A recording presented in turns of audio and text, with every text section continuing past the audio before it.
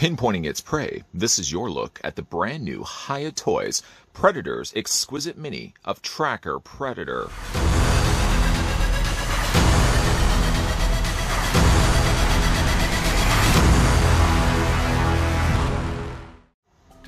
Exquisite Mini is a new standard setting series for 1/18th scale, featuring super articulation action figures from Hiya Toys.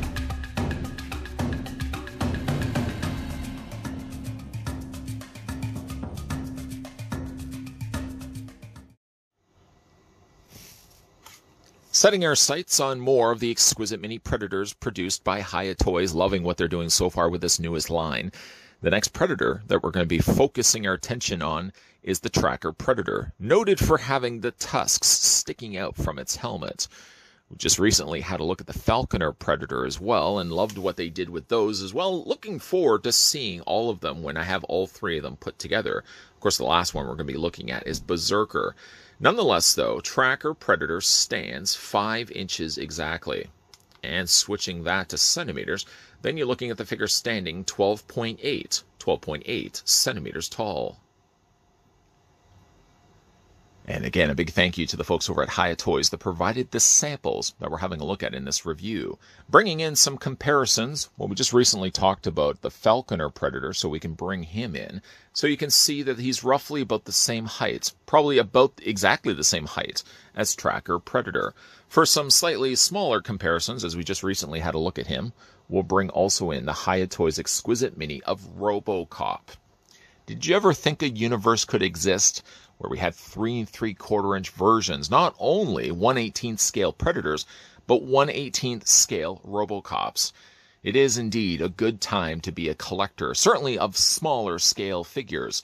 But you can still see Robocop is quite considerably tall after all, or quite considerably small.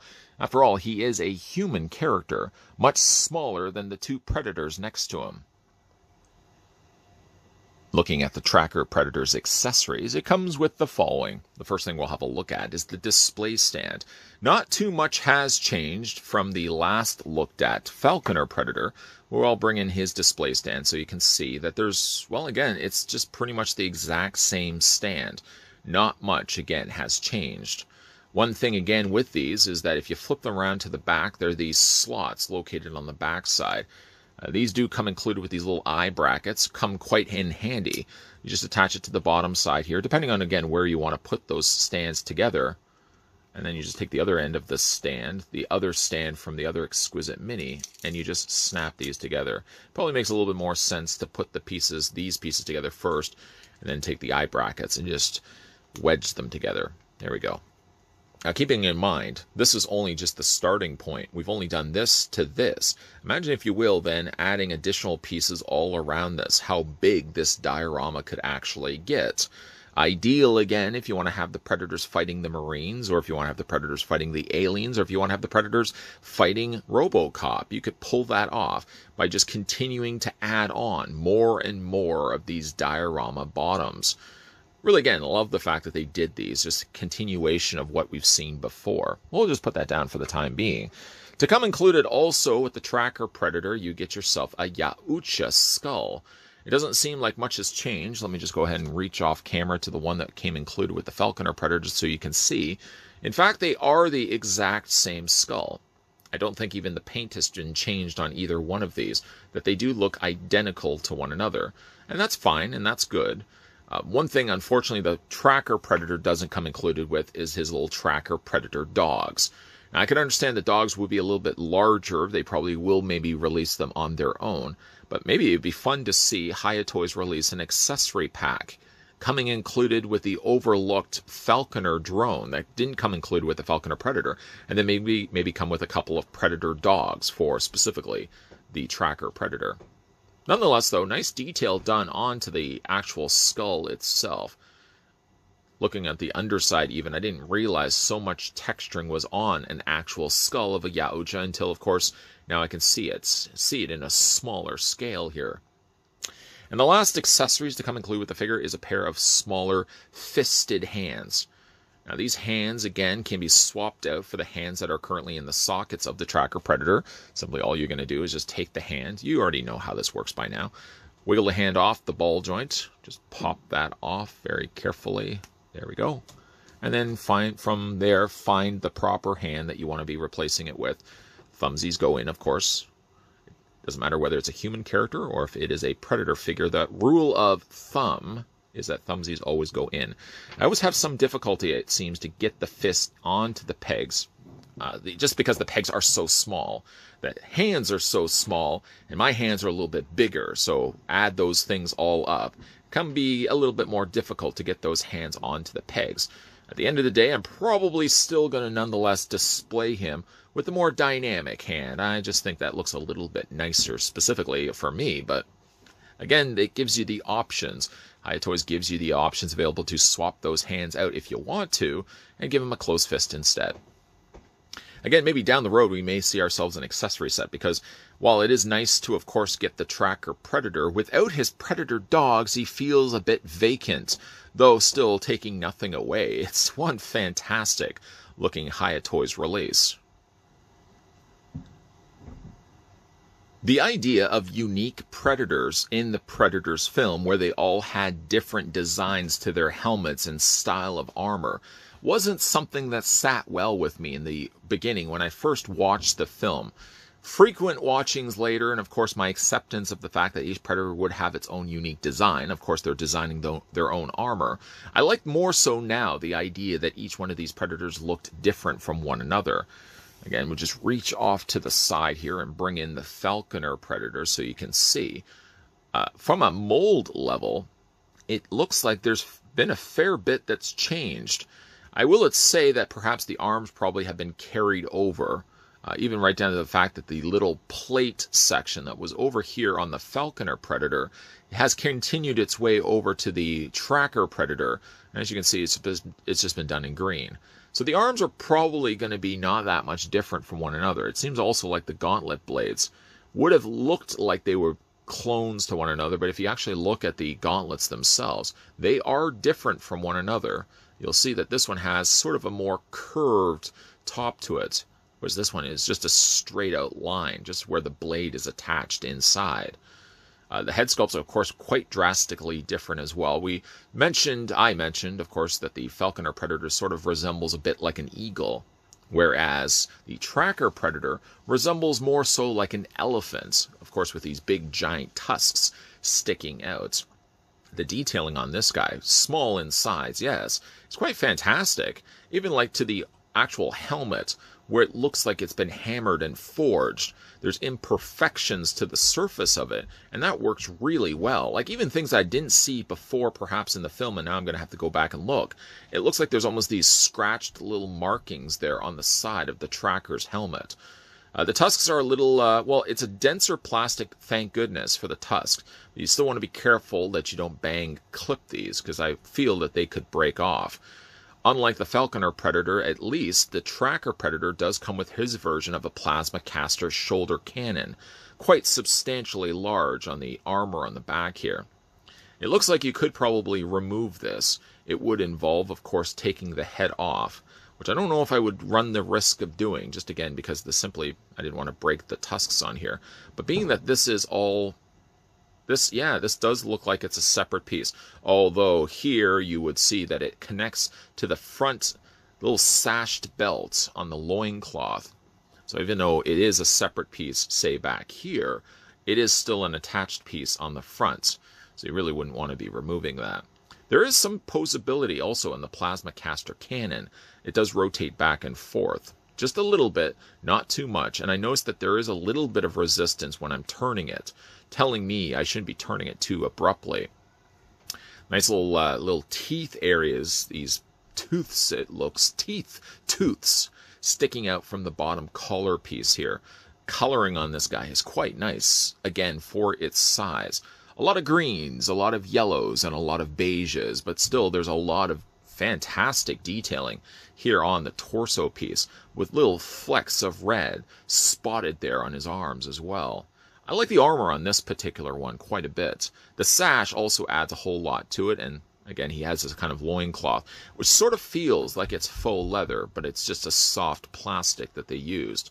Detailing is quite nice also running down the legs. He has all these little sections of armor strapped around to his legs. You sort of see how they're strapped on the one side. He has the exact same on the other as well.